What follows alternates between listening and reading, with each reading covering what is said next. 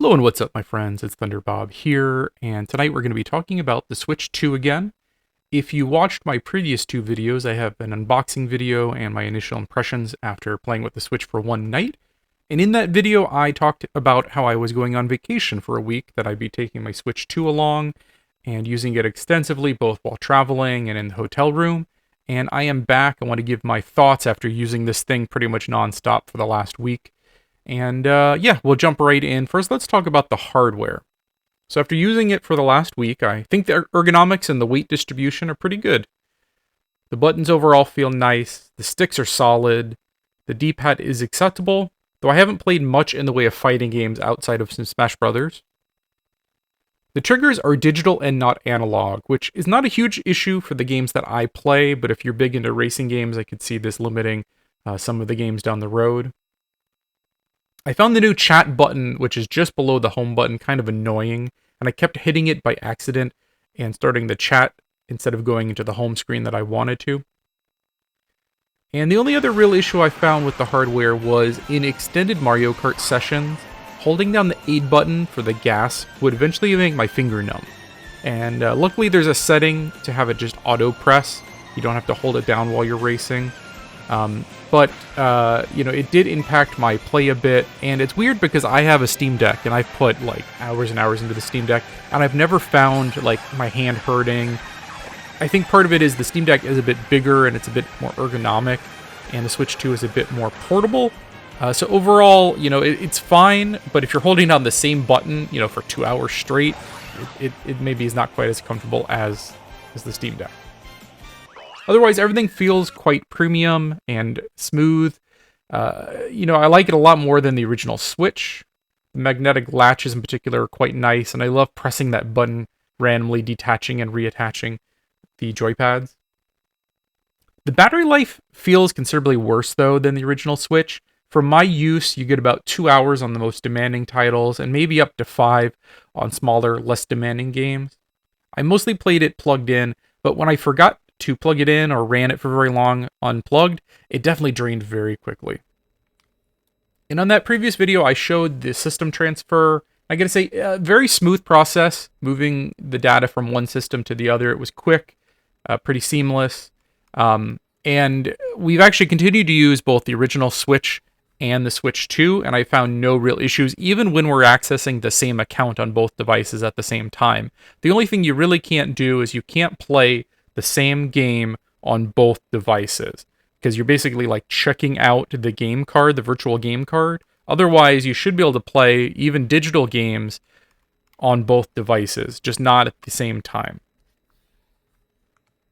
Now, I also want to mention this thing has kind of a limited amount of space out of the gate. It's like 256, though some of that is taken up by the system.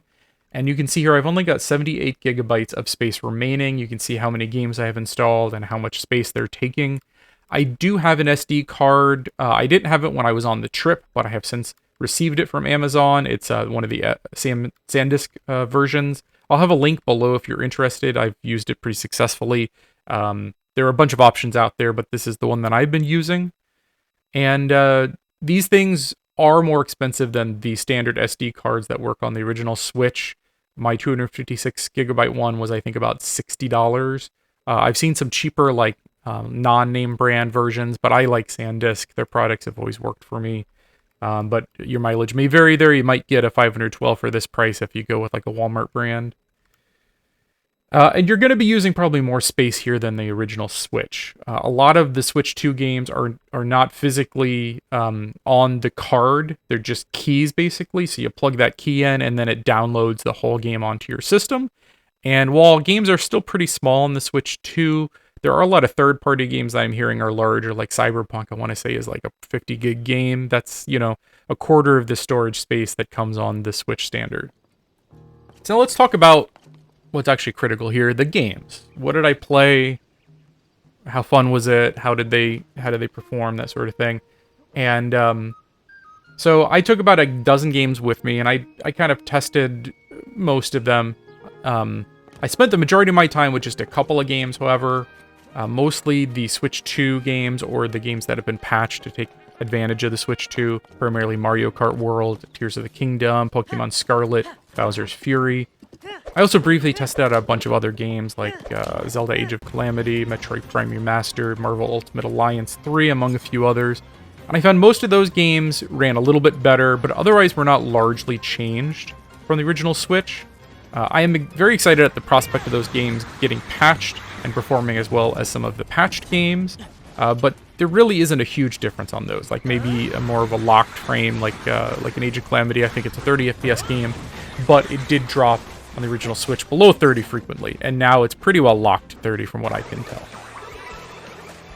And the games that I spent the most time with, really there's two games I spent 90% of my time with: Mario Kart World and Pokemon Scarlet, oddly enough. And I probably put about 10 hours into both of those games during the trip. And for Mario Kart, I completed each of the Grand Prix and unlocked the final special Grand Prix that includes Rainbow Road, which is an absolute blast. I really like the new version of Rainbow Road. And I think the structure of the Grand Prix is a bit of an issue. So essentially you have one race with 3 laps on the first map, and then everyone races to the next track. And essentially the trip to that next track is 2 laps. And then you have 1 lap on the actual track when you reach it. So it's like, you know, the first track you go around 3 times, and then everyone is like wacky racer style rushing to the next track. And it's like 2 laps to that track, and then 1 actual lap on the track. And the problem I found is I never really played enough of the real tracks to memorize them. It was like I was spending more time on the trip to the track than on the track. And it's not a huge issue, but like, you know, in Mario Kart 8, I would memorize those tracks and know where the shortcuts were, and it feels like it's going to take a lot more time in order to do that. I mean, it is a blast still. And I actually enjoy the traveling aspect of it, but I almost wish you'd have the traveling and then you'd have 3 laps on the actual track when you get there. They could somehow like keep it under an hour. But overall, the Grand Prix was fun. I just had that minor quibble. I also spent some time with the open world sections, doing the challenges, but I didn't find it very compelling. I think the game needs some kind of checklist or breadcrumb system to really engage me. You know, just wandering around aimlessly looking for these P-blocks really didn't do it for me. Though I did like that in between the online matches, it kind of dropped you into the open world and you could kind of mess around with those things. But I don't know, I was thinking the open world would be what I came to this game for, and I haven't spent enough time with it. Like, it's just not very compelling to me. I kind of hope they do patch some of this down the road to add in a bit more to the open world. Maybe some missions, some quests, characters, something. I also spent a good amount of time online, probably an evening, maybe 2 hours or so, just playing it online. And I guess it worked really seamlessly. You know, I've had some bad experiences with Nintendo games online in the past, and I was playing this on kind of shoddy Wi-Fi, hotel Wi-Fi, and it worked pretty seamlessly. And I really enjoyed it. A lot of fun. Very chaotic, I'll say, because there's now 24 racers, and you know, there's just shells, blue shells, red shells, just going crazy, especially online, where you got real people who are better at the game, and it was craziness. It is very chaotic, maybe too chaotic. I almost wonder if there's too many players now. So, like, overall, I really like Mario Kart World, but it kind of feels like it needs a DLC or a patch. Like, this reminds me of, like, you know, Mario Kart 8 originally was on the Wii U, and it came out, and it was like, it was great, but it was like missing something, and then they did the deluxe version, and then they basically like doubled the tracks through DLC. And it feels like this game is at that like Wii U stage. Like, it's missing some content, it's missing some stages. Maybe they do like, hey, here's 10 more stages, and then here's a pass on the open world where we're adding in maybe some story elements or some kind of like checklist, some kind of system to it. I feel like is missing, and I could really see them adding that in a patch or a DLC down the road, and in like a year's time, or like in Mario Kart 8's example, 5 years down the line, maybe this is going to be a much more compelling product. Right now it's fun, but I I find it difficult to really like recommend it at the $80 entry point here. I mean, if you get it with the system, you buy the built-in version, you're probably, that's the way to go.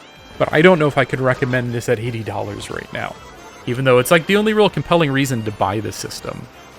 And the other game I spent a lot of time with was Pokemon Scarlet, which was not something I was expecting. My wife is really the Pokemon player in my house.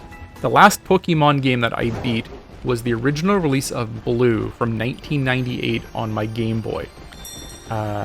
You know, I played it at release, or maybe like a year after release, and I've poked around with Pokemon since then. I booted one up, I picked a starter, I played for 2 hours. Something always kind of distracts me and I fall off it. I like Pokemon, I don't love Pokemon. But I booted up Scarlet, and it was a new save. I went through the beginning, and I played like 10 hours. I'm probably halfway through the main kind of campaign right now.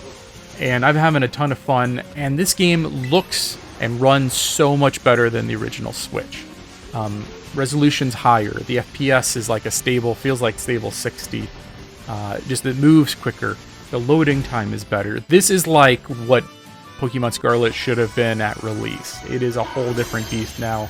And, you know, it's kind of funny. Some of the most compelling reasons to have a Switch 2 is to make Switch 1 games that ran or looked bad actually run nicely. And it's like, it is a meaningful reason to have a Switch 2. So if like you're a big Pokemon player and you played Scarlet and you found it kind of annoying how bad it ran, it is like a whole new game now. And, I think I'm going to do a full playthrough of Scarlet, and maybe I'll do a review. It's kind of out of my wheelhouse, but I'm having a lot of fun with it. And, yeah, maybe look for a review in like a month or so when I'm done with it. And my hope is that more games get this kind of treatment. You know, like Age of Calamity, Marvel Ultimate Alliance come to mind as games that I really want to play, but they play really poorly. And I'm kind of waiting for a patch to put more time into them. And I hope most of these are free patches, but if they gotta charge $10, if they put enough effort or content into it, I'm willing to put $10 down for some of the games I already own. But I would love to see more free patches, especially ones where it's just a matter of going in and editing, you know, the resolution or unlocking the frame rate. That's really all some of these games needed. But if they put more effort into it, they add some content, or they actually go in and meaningfully change the game, go ahead and charge me $10, Nintendo, that's fine. So I guess, final thoughts. This is me after using the Switch for a week. Should you buy the Switch 2 right now? And I honestly think you could wait, unless you really want to play Mario Kart World right now. Now, there are games on the horizon that I'm excited for, but today there really isn't that compelling of a list of games. You know, it's pretty much Mario Kart World and a bunch of third-party re-releases that you could play better elsewhere. You know, it's just the fact of it. You know, the only real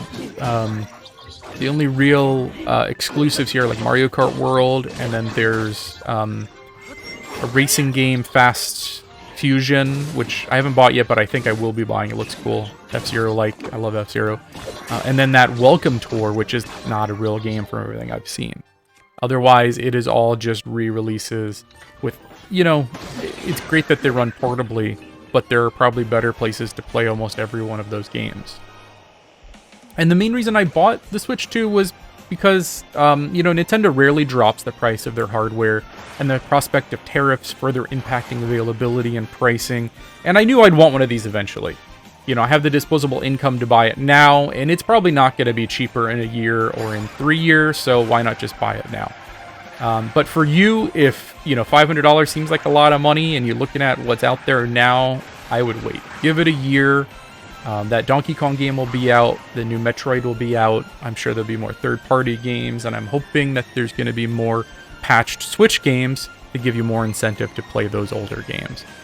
So that's where I'm at right now. I'm having a lot of fun with it, but I find it hard to recommend at the $500 price point for what's available. So I'm going to end it there. I may do a review maybe of Mario Kart World and Scarlet if I put in more time into them, but this is just kind of mini review of the system and the two games that I've spent the most time with. If you want to see more Switch 2 content, let me know. You can see here all of the games I own, which is quite a few. If there's anything you in particular want to see running on the Switch 2, let me know in a comment below. But I just want to thank you for watching, everybody, and have a good night.